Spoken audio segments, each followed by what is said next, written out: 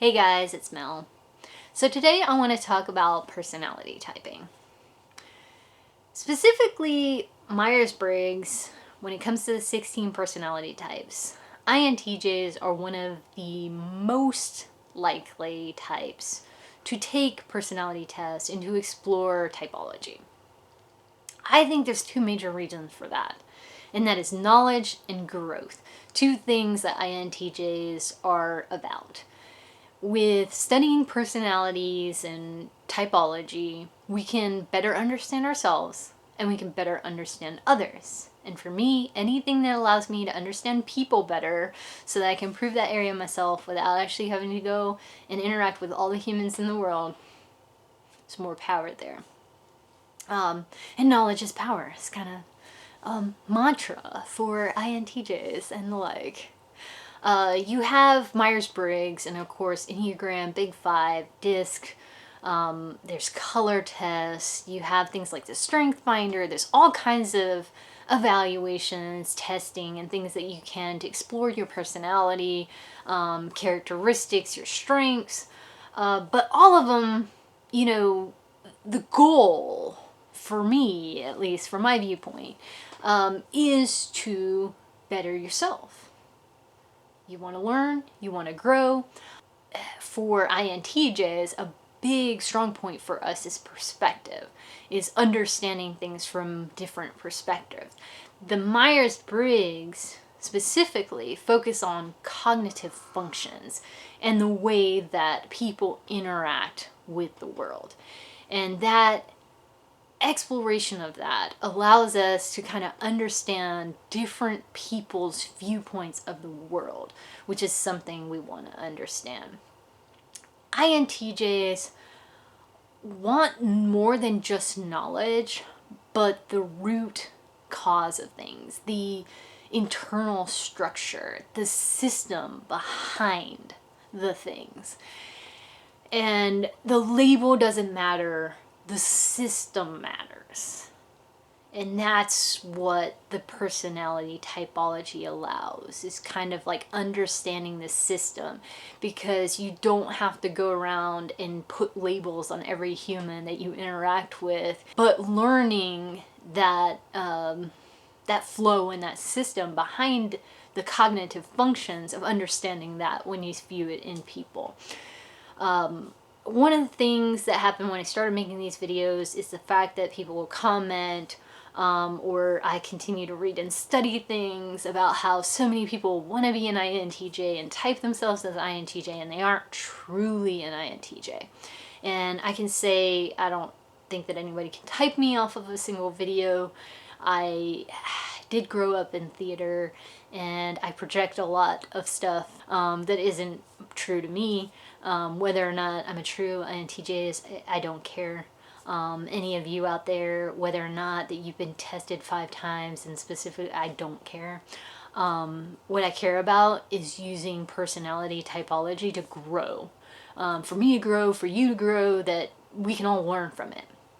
And that's what I'm doing right now. And if I get to a point where I've studied everything and I say, hey, look, I think I might actually be this, I'll let you know. I think it's very strong and apparent that my second and third functions are extroverted thinking and introverted feeling. So the only two possibilities are the INTJ and the ISTJ. And I have a lot of leaning towards INTJ because of my sensory ineptitude. But anyway, my point is just that I don't care. Like, I view the personality typing as a means to growth. So whatever it allows. And even if you get into something just like the Enneagram, the same thing, you might take a test and be like, okay, I'm a 5.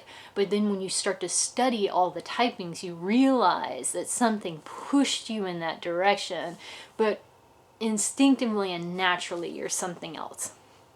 So a lot of people that I've read is, that they type upside down. And you have a lot of people who are typing different than what they actually are. And part of that is because we take a little test online and you can manipulate tests. Come on. Everybody's done that, right? I did that when Facebook started, and you have these little quizzes and it's like, what kind of XYZ are you? Well, if you're going to give me a test and ask me what kind of Disney princess I am, I'm going to be Belle. And I don't care what questions you throw at me or whatever, and whether or not I agree with them, I'm going to answer them that way because I'm going to be Belle. And that's the answer I'm going to get at the end. So people can manipulate the test, yes. But if you do that, you're defeating the purpose of trying to grow as a human. So I don't know why you would want to do that.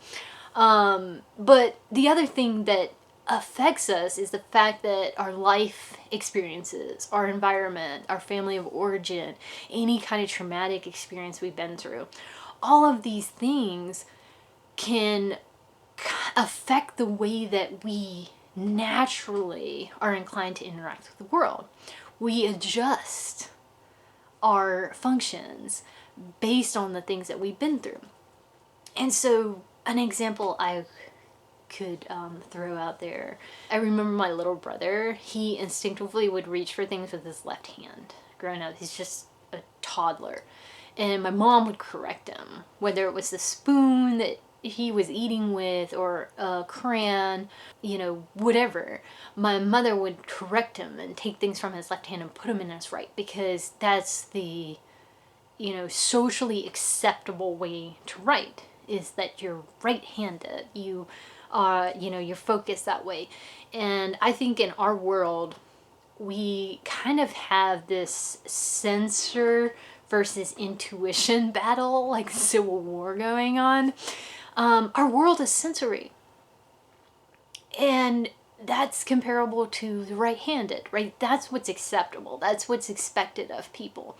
And if you're an intuitive, you are kind of ostracized for having your head in the clouds, and you're so unrealistic, and you need to focus more on the details and countless other things, right?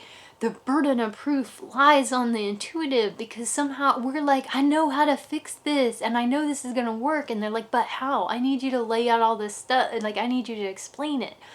And intuitives, I think, have a hard time integrating into the world, which leads them to take more personality tests, to try harder to discover themselves, because they feel like outsiders, because we feel like, nobody understands us. And so that's one of the things that I discovered. I'm like, okay, wait a second. I start looking at my personality. You take a test and you're like, okay, this will tell me who I am. But it doesn't. It starts to point out that there's a difference between who I am and who I'm trying to be, who I think that everybody thinks I need to be, who I was trying to force myself to be because of what my parents told me, or my teachers, or my coach, or, a pastor, or whoever, some kind of leader, influence that we felt like we needed to be. And all of us go through life generally wearing a mask, wearing some kind of facade. And we can do that. We can kind of mask our primary functions and utilize our shadow functions. And it can cause all kinds of disaster, but it is what it is. So I don't know why, people say everybody wants to be an INTJ. I don't know why everybody would want to be an INTJ.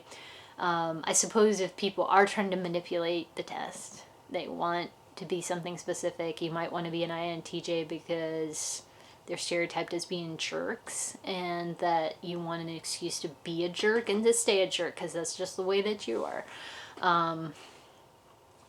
I think that it has more to do with the fact that there's just more INTJs taking the test.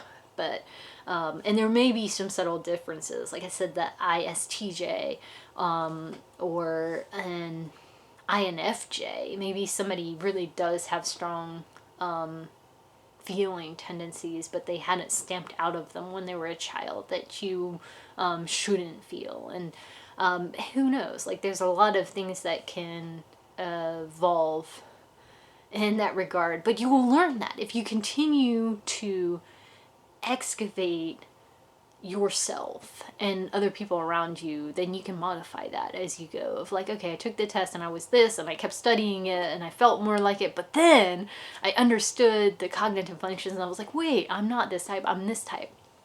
And the more that you invest in that, the more that you can learn and you can grow.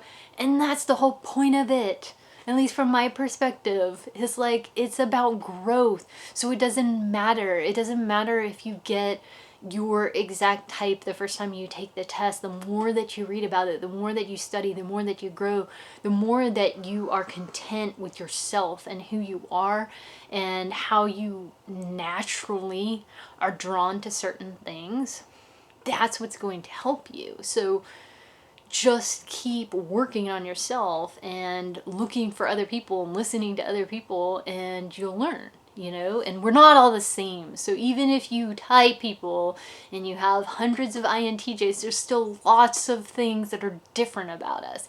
And we're not all going to act the exact same way in every single situation, because there's other factors to humans than personality. All in all, it's all about learning the system, right, of how people work. And that's what I want to learn, is, you know, how I can better be myself so I can be my most efficient, most productive self, and how I can more efficiently interact with other people. Man, growing up, I just assumed when I was a kid that everyone else thought the same way that I did. But you get older and you go through different experiences and you realize that people think very differently. And the more that you can come to terms with that and understand that, the more beneficial it'll be for you in life, especially with interacting with other people. And one of the things that stood out to me is the fact that, like, my ability to kind of like daydream and speculate on things. Like, I figure everybody can do that.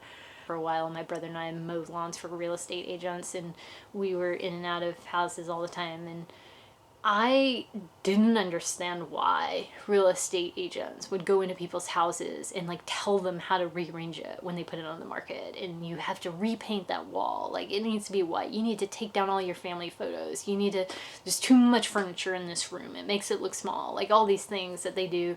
And then they build a new subdivision and they put up a model home and they pay for all this furniture and they decorate it and put flowers in it and all this stuff. And I'm like, I look at it as a ginormous waste. Like, I don't understand this at all.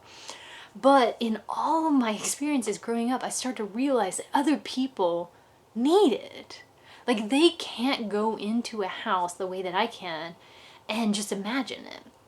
So if I look at a house, whether it's, you know, a brand new construction that may not even be finished, like all the walls aren't on it, or maybe it is finished but it's empty and it has white walls and it's kind of boring looking, right? Or it's something that somebody's currently living in and they just put it on their market and they have 5 kids and the place is an absolute dump, because not the house is in great shape, I mean, just mean there's toys and stuff all over the place, or maybe it's really neat but they have like huge antique furniture and it's ginormous for the space. Like, all of these things are irrelevant to me. I walk in there and I look at the structure of the house and I imagine my own stuff in it. I imagine, you know, I look at a closet and it's not just about the size of the closet. It's like, hey, can all of my clothes fit in this closet? And, you know, I imagine my own stuff in there. And I don't need that. I don't need a model home. I don't, you know, I can look at the floor plan and I decide if the floor plan is effective for my living. I don't want wasted hallway space. I don't want to walk through the kitchen to put my laundry in the wash machine. Like, I look at the system of how the house interacts with itself, and it doesn't matter to me. It doesn't matter to me if I walk in the house and your carpet's maroon and your walls are dark green and you have family portraits that are painted and they're ginormous all over the walls or whatever, like, it doesn't matter to me. But apparently it matters to other people. And it's things like that that just like, okay, like, of understanding that it helps me to understand why people do the things that they do, or why the real estate market would spend all of that money to buy or rent furniture to put in a model home and things like that, of just understanding that, you know, somebody else's perspective and somebody else's view, and okay, we don't all think the same way, we don't approach the world the same way. It really clears up a lot of things. So that's what I like about personality typing, and why I think that INTJs are, you know, one of the most likely to not only take a test, but to continue to study and to understand and to want to know everything about it, specifically about their type, so that they can know more about themselves. But if they're ready to grow in the area of social skills, which is something we tend to lack, that they know that that can help them to interact with other people as well. So I just want to say thanks again for watching my video, and for watching all of my videos. I appreciate it. Every comment, every like, and I'm totally behind at responding to comments, but I appreciate all of them. And I'm having a lot of fun, although I'm still unsure of like what I'm gonna do next every time, and I'm working on that. But thanks again for all of your support, and I look forward to chatting with you guys again next time, and I'll see you then.